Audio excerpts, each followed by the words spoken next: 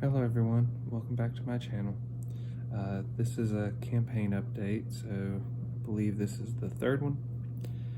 I had finished making the map, or at least 60% of the map for the local area, so where each hex, or in my case each square on the graph paper, is a mile. I had a hard time tracking down hex paper at the last minute. I had mapped out the roads, the riverways, a big lake. I started drawing in the mountains and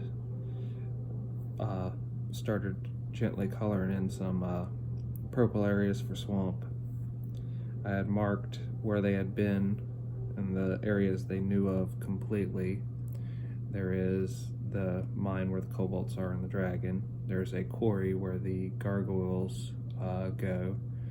The gargoyles in the fantasy trip, they eat stones and gems, so that is their source of food. So they decided to work for a quarry guy, and they get to eat a little bit of the stone while they shape some stone. So they're doing that there. Most of the party has at least one or two mages per player, because they rolled randomly and rolled a lot of mages. So they've decided to form up with the town wizard and create a wizards guild here at this remote location. And they've went through their proper channels on their end to start funding a building for it. And as of this game, they have the building built at least enough to have a meeting hall, maybe a couple of rooms for some of them, but nothing extremely fancy yet.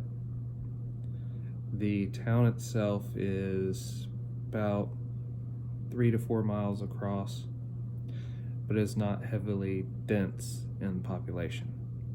It is a walled town, but it is walled with wooden palisades for the most part. There are sections of the wall that have been replaced with stone, and the current workings of the town is slowly replacing all of the wall with stone.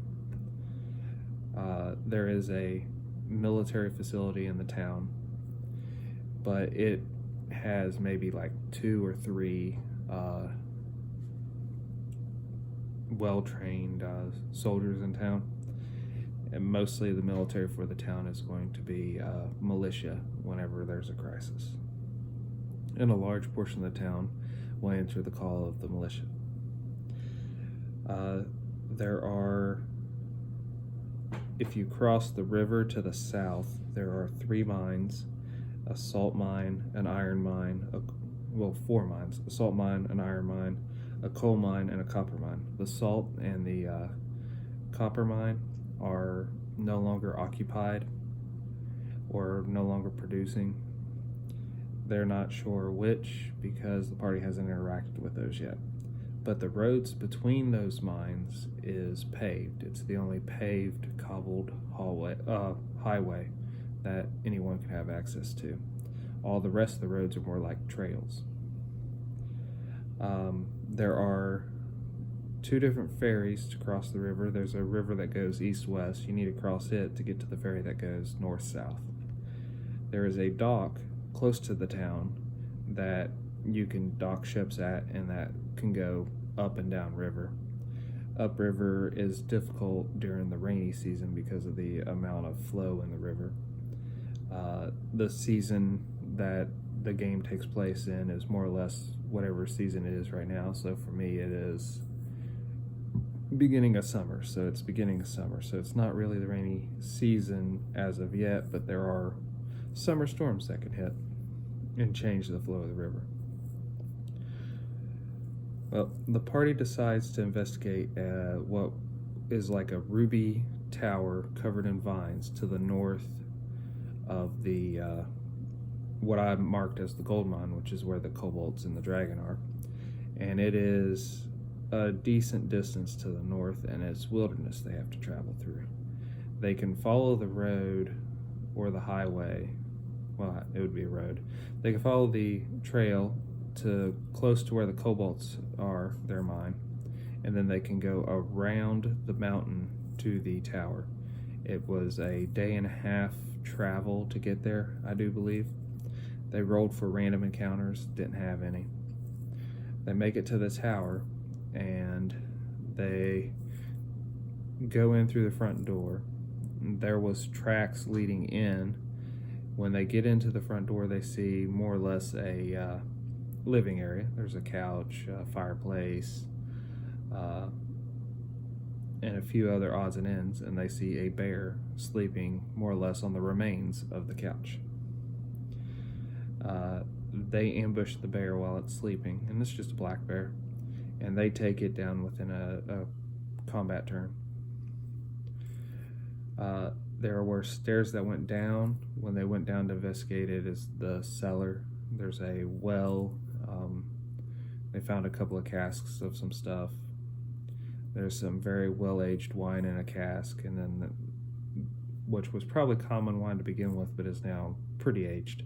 And then there is some that is spoiled and turned into vinegar. They go up the stairs to the floor above the ground level, and it was a bedroom, I do believe. I could be wrong. I could have these out of order. And in the bed was a skeletal figure. There was a couple of chests and a few closets and stuff. Players pretty much ransacked this area pretty quickly and took what they could.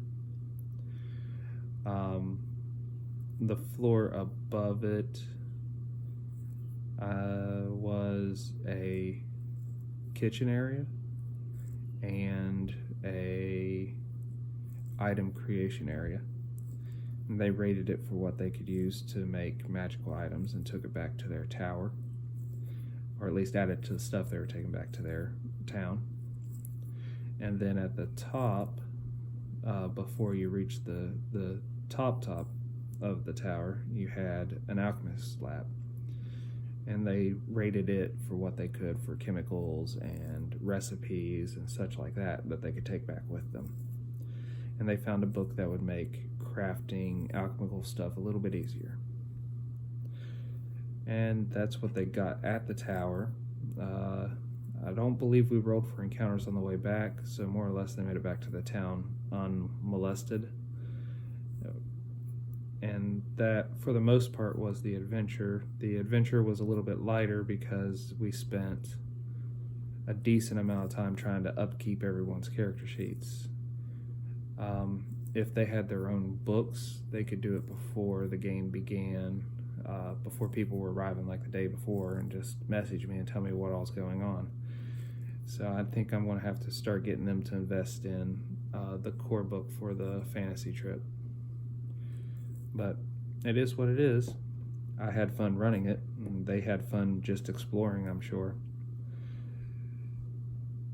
The party's next goal is unknown to me, but it'll be interesting. I have a family reunion coming up this weekend, so it'll be probably 2 weeks before you get another campaign update. Well, until we meet again.